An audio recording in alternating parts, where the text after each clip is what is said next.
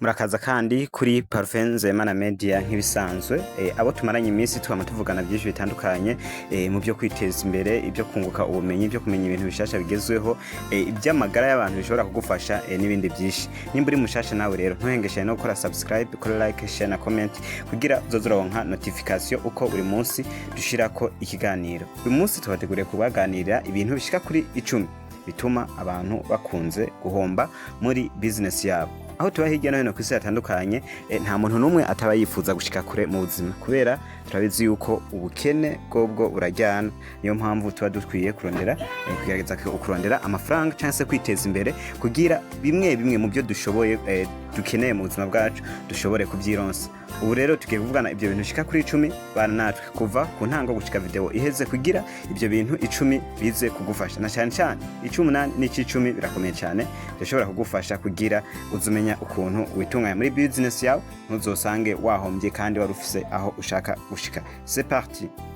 Ikintu cyambere gishobora gutuma uhomba muri business yawe nukuba utarize neza isoko ry'ibintu uriko urakora. Ushobora kujya kudandaza ibintu cyangwa se ushobora kujya kurima ikintu ahantu ugasanga kijanye ahantu kidakenewe. Nk'akarorero tuvuge ushatse kurima umuceri ugaca ujana ahantu udashobora kuba hakanye gose, aho ubagize wize isoko nabi. Cyangwa se nimba udandaza ibintu ugacufata nk'akarorero imiduga ugacuja kwidandaza ahantu hatari ibarabara cyangwa se hatameze neza, ibyo birashobora gutuma ugenza gute uhomba, kuko udandaje ikintu ukamara ukwezi cyangwa se amezi abiri kitararonka abakigura, urumva yuko uba uriko urahomba. Ikintu kigira kabiri gishobora gutuma uhomba no gukoresha uburyo bwo muri business mu bindi bintu byawe cyangwa se ibindi utagize control cyangwa se ngo ubyihweze neza, umenye ibyinjiye muri business n'ibyasohotse, umenye ukuntu uza kubisubiriza. Ibyo birashobora gutuma uhomba, kuko iyo ufashe ibintu byari biri mu mutahe ugatangura kubikoresha utarashobora kuronka inyungu, ibyo birashobora gutuma uhomba. Akeshi bijya biba byiza iyo banje ugakora business neza, hama nimba ari cyo ukeneye ukagikuramwo ku ruhande mugabo udaciye uguma ukuramwo uko wishakiye.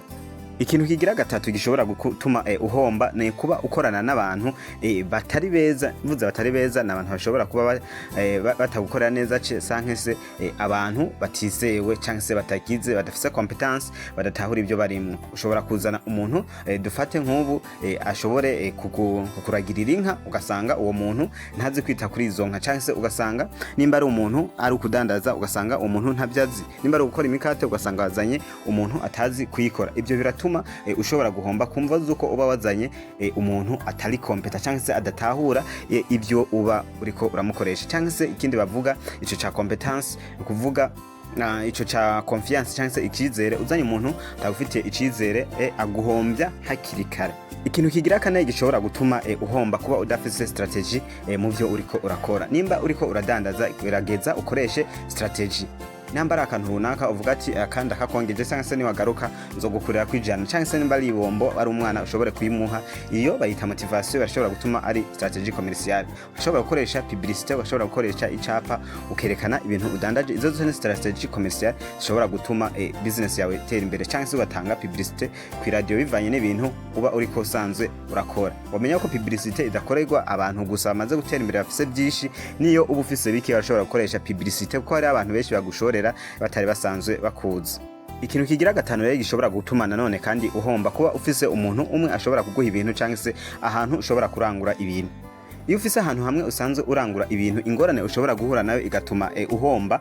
Uwo muntu ibintu urashobora kumuherana akigira rupture de stock, ugasanga ibyo bintu ntabyafise mu gihe usanzwe urangura ahantu hamwe, cyangwa se ibyo bidandazwa wari ufise bidahari, birashobora gutuma uhomba. Nimba se wari umurimyi cyangwa se umworozi, ugasanga aho ukura ibitungwa by'ibyo bintu, cyangwa se wahora ukura izo mbuto ugasanga nta handi hahari, ibyo birashobora gutuma nabyone ushobora guhomba muri business yawe, ugasanga wasubiye inyuma. Ikintu kigira gatandatu ni ignorer la concurrence. No kuvuga ushobora kuba uri ahantu ukorera ahantu ugasanga abandi mukorana bose barafise ukuntu bagabanije ibiciro, kumva zuko biba byeze cyangwa se byabonetse ku isoko, wewe ugasanga uvuga ati jewe ndaguma mbidandaza hejuru n'ibindi. Ibyo ntashobora gutuma uhomba, kuko umuntu ntazoza kugushorera abone impande yawe hariho uwakoyeko 100 amajana 200.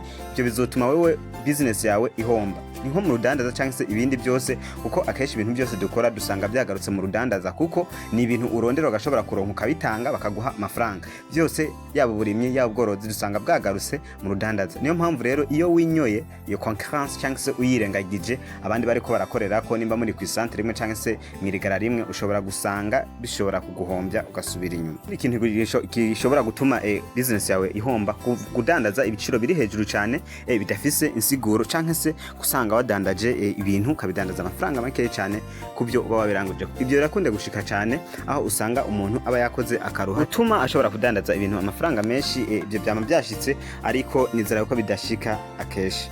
Ikintu kigira umunani gishobora gutuma rero uhomba ni ugutakaza amafaranga cyangwa se kwibwa amafaranga kubera wasamaye. Urashobora gusohoka mu nzu ukaja hariya gutera inkuru cyangwa se nibindi, ugasanga barakwibye amafaranga. Ego bakunda kuvuga ngo nta muntu washobora kwiba, ariko rimwe na rimwe iyo usamaye barakwiba, kubera nk'ubu bivanye no kuna amafaranga usanga agoye kuyaronka cyangwa se kugira uyaronke ubirakuya, ugaca usanga urataye inzu uragiye gutera inkuru n'abandi bantu harahiga. Rimwe na rimwe birabamwo ubusamazi bigatuma uhomba, kubera iyo baba yagutwaye bigusubiza inyuma, hari n'abaca bacika intege.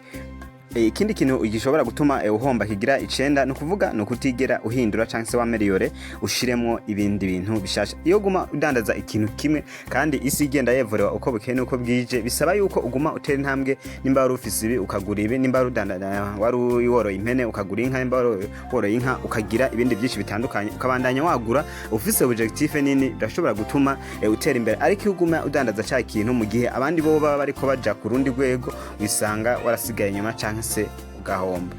Mbere yuko rero tubabwira ikintu kigira 10, nimba utarakora subscribe, fata akanya ukore subscribe, wandika no muri commentaire nibikifuza ko tuganira ikiganiro washakiriye gute.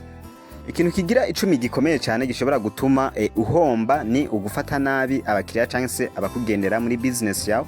Iyo ubafata nabi baragenda burundu, wewe ukisanga warahombye, ukinjira muri boutique ukamarayo umunsi wose uronse babiri nahone bashasha, kubera umuntu umwe wamufashe nabi abwira quartier yose, bikarangira gutyo. Biba byiza rero iyo ibi bintu tubabwiye bishika kuri 10 ubyirinze, ugafata akanya ukabikosora kugira business yawe ishobore kumera neza. Nukuvuga ibintu bishika kuri 10 rero bikosoye ukabyirinda, business yawe izogenda neza. Naho buri umurimyi utwara imodoka cyangwa ukora nibindi, uri umushoferi, n'importe business yose woba ukora ibizogufasha mu buzima bwawe. Saba rero nimba uri muri business wirinde aya makosa tubabwiye kugira ushobore kubandanya ugira success mu buzima bwawe. Mwakoze mwese rero twabanye, tubandanya dushimira umuntu wese yafashe akanya agakora subscribe kuri runo rubuga rwacu. Mukomeze kudufasha gukora subscribe, like, share na commentaire, murungikire abandi iyi video bayibone ibafashe, ntimubyigumizeho. Mwarahezagiwe, Imana ibandanye bahezagira, murabo mugisha abantu mwese mwakoze subscribe, turabakunda. Naho utaha rero tuganira ku zindi ngingo.